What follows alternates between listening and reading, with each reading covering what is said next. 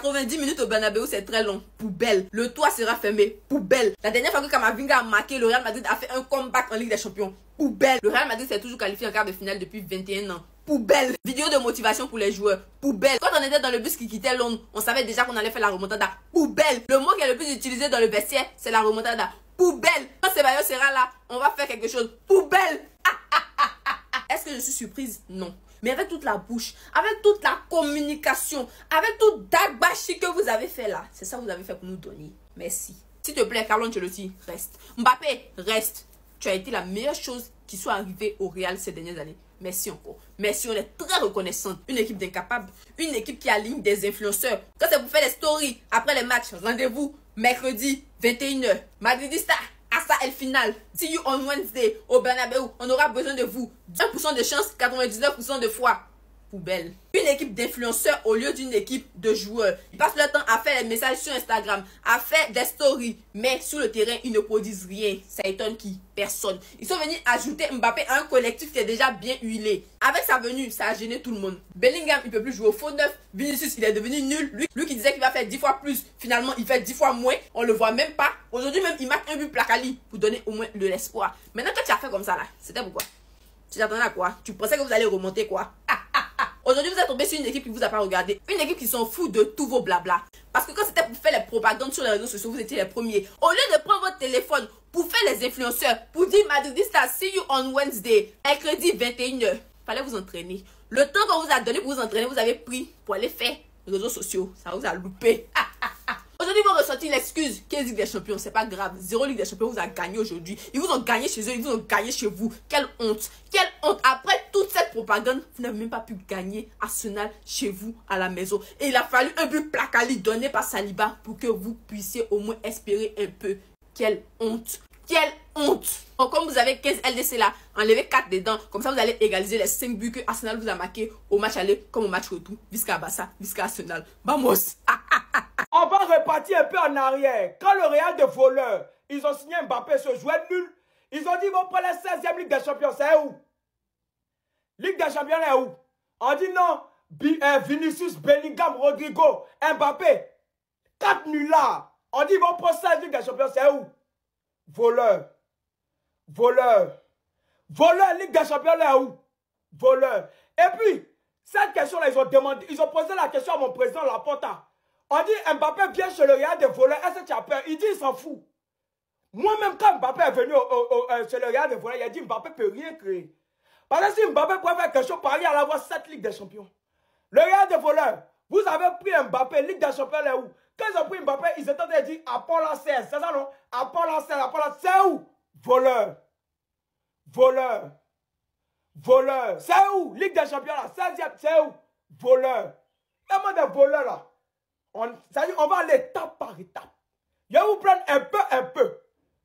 Vous serez dégoûté de moi. On va aller un peu. Non, les Galactiques, la BRMV. Le match est fini, mais moi, je n'ai pas fini avec vous. Je n'ai même pas fini avec vous. On commence avec toi, Rodrigo, le R. Celui qu'on ne voit pas. Celui qui est sous-côté, d'après certaines personnes. Il peut faire un bon match, et puis il va faire 19 matchs nuls. Et après, ils vont venir dire, non, Rodrigo, il est trop sous-côté. C'est le plus talentueux de l'équipe. Mais non, il n'a pas la même hype que les autres, alors que c'est lui le plus talentueux. Mouf. Il va faire un bon match. Il va faire quelques dribbles. Il va faire quelques accélérations. Ils vont le soulever pour le mettre en haut. Que non, le R sa place, le R à sa place de rien du tout. Et toi, Vinicius, monsieur, j'en ferai 10 fois plus si nécessaire, ils ne sont même pas préparés. 10 fois plus de quoi? De nullité, de plainte à l'arbitre, d'insultes à l'arbitre, de pénalty raté. Ils nous ont vendu la saison de ce gars-là comme s'il avait fait une saison ballon d'or indiscutable. Alors que Lamine Yamal, c'est sa 2e saison professionnelle actuellement, il a déjà égalé son record de ballon d'or indiscutable. T'as fait 2-3 bons matchs en LDC là, à cause de ça, tu nous fatiguais, tu nous cassais les tympans ici. Non, ballon d'or, ballon d'or. Au final, tu as vu ballon d'or là. Si tu as vu encore, c'est que c'est Ferrero Rocher. Maintenant, Jude Bellinda. Belly. Le seul milieu qui n'aime pas jouer au milieu. Depuis que Mbappé est venu, qu'il ne peut plus jouer faux neuf là, il est fâché. Cardio man, lui là, il court seulement. Si c'est pour se projeter dans la surface, il est premier. Mais il a oublié que c'est lui le milieu de terrain qui doit créer les occasions pour que quelqu'un se projette dans la surface. Sans oublier, Kiki de Bondy. Monsieur, il est temps que je décide des matchs. Aujourd'hui, il a décidé que le score soit de 1 partout et que lui, il sorte. Tu voulais fuir. On a vu des dents. L'Europe va trembler. On vient ajouter Mbappé à cette équipe. C'est de cette gourmandise-là que la Bible parlait. Les supporters du Real de Voleur, ils sont dit, Inter va nous gagner. Barça va pas aller en finale. Hey, déjà, on parle des équipes qui sont en demi-finale. Taisez-vous. Quand tu t'es fait éliminer, frapper, bastonner et jeter dehors, en cas de finale, tu te tais. Tu n'as pas le niveau, le Real de Voleur. Vous n'avez pas le niveau. Donc vous vous taisez. Voilà. On parle des équipes qui sont en demi-finale. C'est ça les experts appellent le dernier carré. Taisez-vous.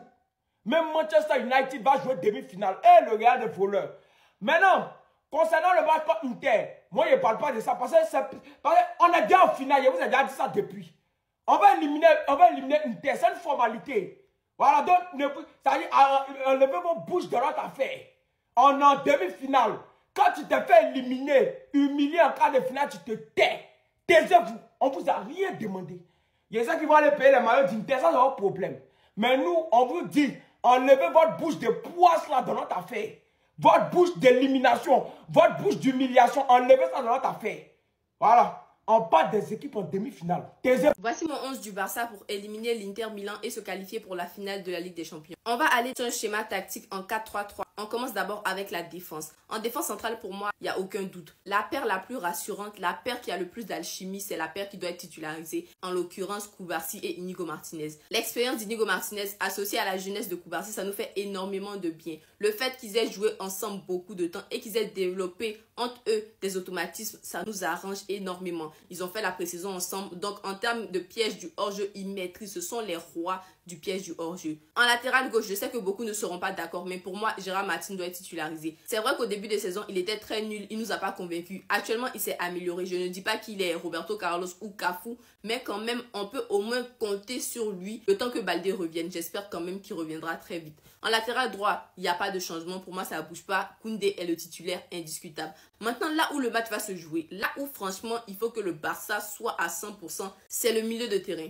Pour moi, ça ne bouge pas. Pedri, Frenkie de Jong et Dani Olmo. Pourquoi Dani Olmo alors qu'il revient à peine de blessure? C'est vrai que Dani Olmo, c'est un joueur qui est fragile, qui se blesse énormément. Mais c'est aussi le joueur dont on aura besoin dans ce match. Pourquoi? Parce que l'Inter défensivement, c'est très solide. C'est une équipe qui te laisse très peu d'espace. Très peu d'espace. C'est la meilleure défense de la Ligue des Champions avec, je crois, seulement 5 buts ou 4 buts encaissés depuis la phase de poule jusqu'à actuellement à la demi-finale. Donc, on aura besoin d'un joueur pour décanter, pour créer les espaces, pour jouer dans les petits espaces, pour combiner dans les petits espaces. Et ce joueur-là, c'est qui? C'est Dani Olmo. S'il arrive dans une bonne forme physique, franchement, il va nous faire énormément de bien. Ça sera lui la clé. Parce que de l'autre côté, tu vois que les joueurs de l'Inter Milan, surtout au milieu, ils sont très costauds. Ils sont vraiment, en termes de force athlétique, physique, ils imposent vraiment le respect. Donc, il va falloir ce joueur-là qui va venir créer l'étincelle, créer l'espace pour pouvoir faire du bien au Barça. Et si Dani Olmo est dans un grand soir, si Dani Olmo fait ce qu'on attend de lui, le Barça remportera ce match. Pour le trio de devant, ça ne change pas. Le trio le plus prolifique d'Europe, Rafinha, Lewandowski et Lamine Yamal sont pour moi les titulaires indiscutables. Voici mon 11 pour éliminer l'Inter et se qualifier en finale pour aller chercher la 6e étoile.